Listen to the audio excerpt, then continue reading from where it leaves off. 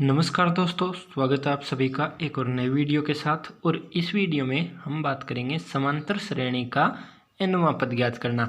अब देखिए यहाँ पर nवां पद का मतलब क्या है और समांतर श्रेणी से इसका कैसे सवाल पूछा जाएगा, ये हर एक चीज़ हम डिस्कस करेंगे, तो वीडियो को एंड तक जरूर देखना। अब देखिए, सबसे पहले आपको इस तरीके से एग्जाम में सवाल दिया गया होगा कि यहाँ पर या तो नाम आएगा एपी या फिर आएगा समांतर श्रेणी। समांतर श्रेणी को ही शॉर्ट में हम एपी बोलते हैं। तो यहाँ पर दिया गया है कि एपी 1, 4, 7, 10 का 12वां पद ज्ञात करो। अब यहाँ पर जो भी जैसे 12वां पद या फिर ज़्यादा पूछेगा 20वां पद, 100वां पद, 200 नंबर का जो पद आएगा 200वां पद, 1000वां पद, कुछ भी पूछ सकता है आपको यहाँ पर। तो हम ये जो 12वां पद है जो यहाँ पर पूछता है उसको बोलते हैं nवां पद। तो जो पूछेगा वो nवां पद पूछेगा, यानी कि 12वां पद है तो ये यहाँ पर है nवां पद, यानी कि जो सवाल में पूछा है वो n नंबर का पद है। अब देखिए यहाँ पर हमको सबसे पहले क्या करना है, हम एक सूत्र देखेंगे जिससे इस सवाल को हल करेंगे और सूत्र में हम कुछ एक मान रखेंगे। तो पहले हम वो मान निकाल लेते हैं कि यहाँ पर किसको क्या बोलते हैं। अब देखिए, सबसे पहले हमें समांतर श्रेणी का निकालना होगा प्रथम पद, यानी कि प्रथम पद। अब देखिए यहाँ पर प्रथम पद जो होता है उसको हम a से दर्शाते हैं, a से भी दर्शा सकते हैं और a1 से भी दर्शा सकते हैं। यहाँ पर जैसे देखिए मैं आपको बताऊंगा कि कैसे। तो यहाँ पर प्रथम पद जो है वो हम a से दर्शाएंगे, तो a बराबर यहाँ पर प्रथम पद जो होता है वो होता है पहला पद, यानी कि पहला पद यहाँ पर क्या है तो 1 है, तो a बराबर हो जाएगा 1।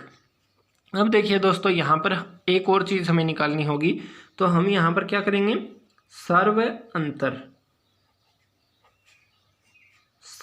अंतर निकालेंगे। और जो ये सर्व अंतर जो होता है इसको हम स्मॉल d से दर्शाते हैं। अब देखिए सर्व अंतर क्या होता है, तो अंतर यानी कि किसी भी दो चीज़ों के मध्य होगा।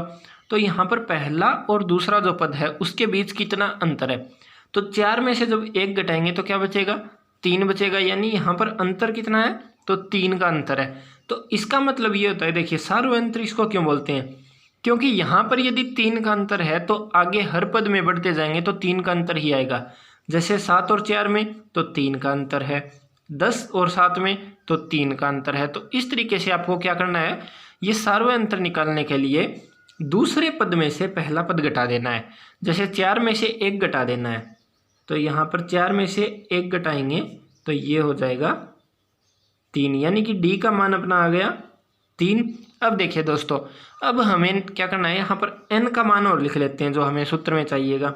जैसे n बराबर, अब देखिए n क्या होता है, तो n जो होता है वो होता है जो पद पूछा गया है। जैसे मैंने आपको बताया कि यहाँ पर 12वां पद है तो n का मान हो जाएगा 12।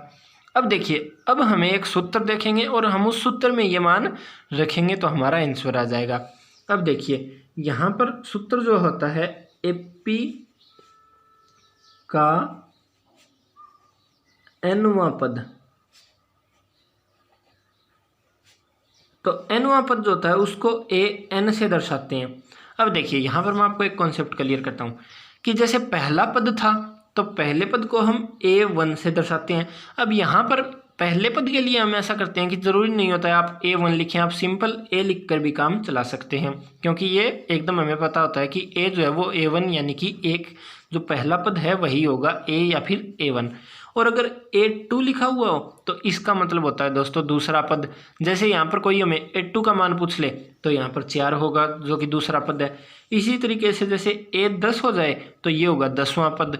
अब हमें यहाँ पर पहले से एक सूत्र बनाना है तो ये नहीं पता होगा कि कौन से नंबर का सवाल पूछेगा, तो हम an दर्शाते हैं और यहाँ पर n का मान वही होता है जितने नंबर का यहाँ पर पद पूछा गया है। तो an यानी कि nवां पद। तो यहाँ पर an का जो सूत्र होता है दोस्तों वो सूत्र होता है a प्लस n-1 और इसके गुणा में होता है d। आपको इस सूत्र में जो जो मान है अपने वो रख देने और आपका आंसर हमेशा एकदम सही आने वाला है। जैसे यहाँ पर देखिए an बराबर a का मान यहाँ पर है 1 प्लस n-1, तो n का मान है 12 माइनस 1, तो यहाँ पर हो जाएगा 12 - 1 और गुणा में यहाँ पर क्या है तो डी है, तो गुणा में यहाँ पर डी करेंगे हम, तो डी का मान यहाँ पर है 3, तो इसके गुणा में 3 कर देंगे। अब देखिए दोस्तों, इसको जब हम आगे हल करेंगे तो ए यहाँ पर ए 12 लिखेंगे, क्योंकि ए एन का मान यहाँ पर अपना 12 है, तो ए 12 यानी कि ए जो है वो 12 का मान जो है वो अपना आएगा 1 प्लस 12 में से 1 घटाएंगे तो 11 और इसके गुणा में है 3। अब दोस्तों इसको हल करेंगे तो यहाँ पर आएगा ए 12 अपना पूछा है बराबर 1 प्लस 11 को 3 से गुणा करेंगे तो ये आएगा 33, और इसको जब हल करेंगे तो ए 12 बराबर 33 और 1 आ जाएगा 34। अब देखिए यहाँ पर अपना आंसर आ गया ए 12, यानी मैंने आपको यहाँ पर बताया है कि ए 1 लिखेंगे तो पहला पद, ए 2 लिखेंगे यहाँ पर तो यहाँ पर दूसरा पद, ए के आगे जब नीचे 10 लिख देंगे तो 10वां पद, तो ए के आगे जब यहाँ पर 12 है तो इसका मतलब 12वां पद आ गया अपना 34, जो कि हमें पूछा गया है। अब देखिए यहाँ पर इतना करने के बाद आपको लास्ट में ऐसे लिखना होगा कि